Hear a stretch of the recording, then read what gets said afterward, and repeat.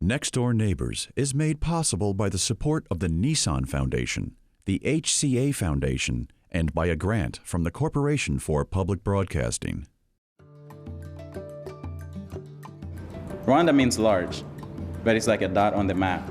You know, for those of you who have seen Rwanda on the map, it's a small country in Central Africa, very, very densely populated. That's part of the reason why there is conflict. There is competition for resources. The Hutus and the Tutsis have historically competed for power. There are violent cycles almost every 30 years. We're glad to have each and every one of you here and be with us as we remember one of the darkest memories in human history. In 1990, a brutal war shook Rwanda, which would act as a catalyst for the genocide to come. When it started, I was only 10. There were literally hundreds of people running. This was fear I had never experienced before. All I could think about was, can I walk and make it to the next area? Because I was just that terrified.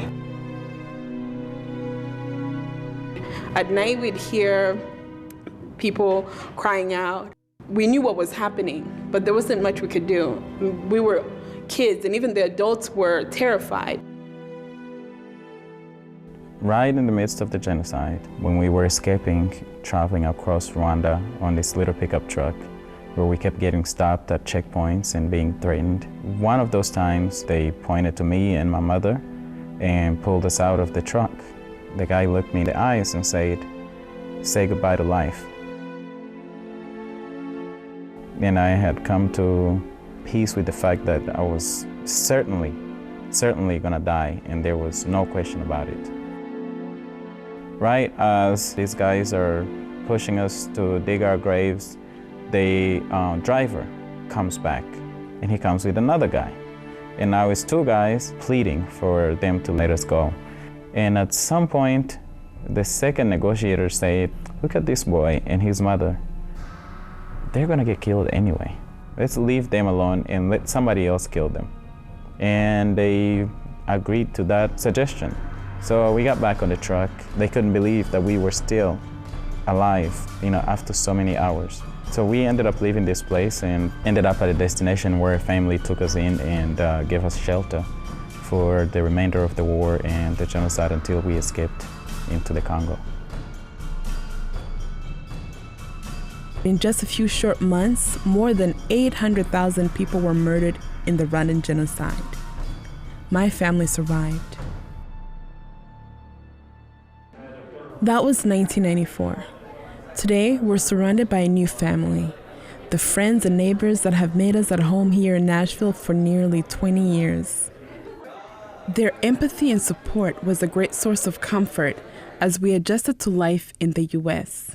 The thing about refugees is it's not really a choice. They cannot go back home.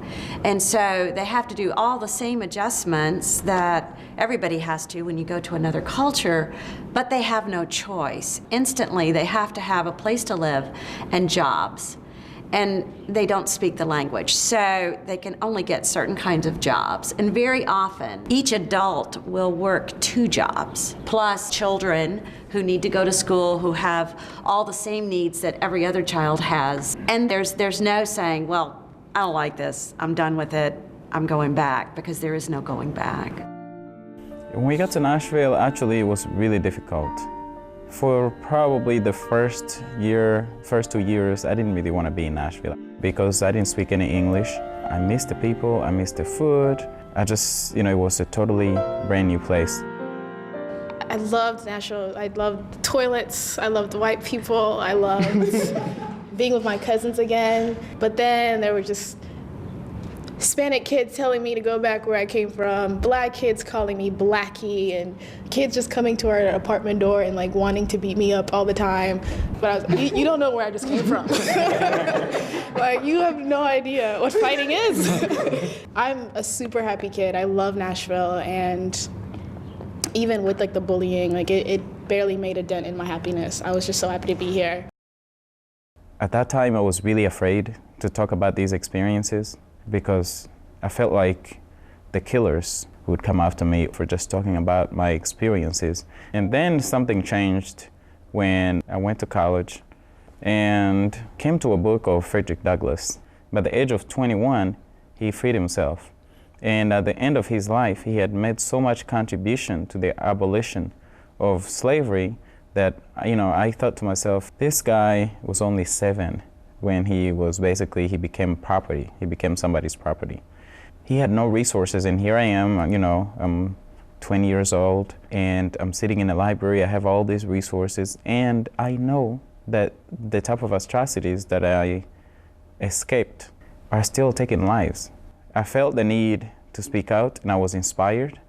And ever since then, I've basically become a human rights advocate. Helping others was deeply ingrained in all of us by our parents. Together, Claude and I worked with Lauren and Eric Rubenstein to co-found the African Great Lakes Action Network. Our mission is to bring peace and prosperity to that region. We also recognized that many of our next-door neighbors here in Nashville are also in need of assistance. With that in mind, my sister B and I started an urban farm as part of our nonprofit organization, FASHA. FASHA stands for Fervent Assistant to Survivors for Healthy Adjustment, and it's actually an acronym from the Kinyarwanda language. The word FASHA is a call to help. We wanted something that was representative of what we were trying to do. When we were little, every Saturday, our mother would wake us up and she would say, we're going to Umuganda. And what that means is volunteer. We're going to help somebody plant a tree, somebody fix their garden. So my sister and I grew up with this volunteer spirit. And then one day we were actually visiting a family with somebody who had just come to the US. And this lady was using a very small space to grow corn. And she was so frustrated. That lady inspired us to create this program.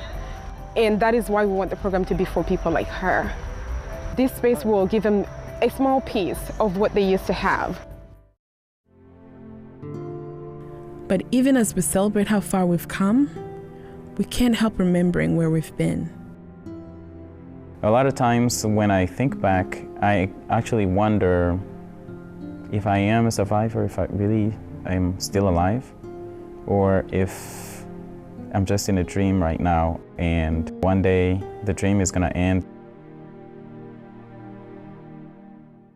There's always gonna be people who are gonna be hurtful. But then at the same time, knowing how good people can be, I want to contribute to the goodness of people. Our survival has taught me that people in general are good people. Strangers who had everything to lose came forward and helped us. I feel like basically I'm living a bonus life, that I have actually a second life, and that I need to make the most out of it and channel the energy from those experiences to doing positive things. Don't let your past experiences be the barrier to a full and fulfilled life.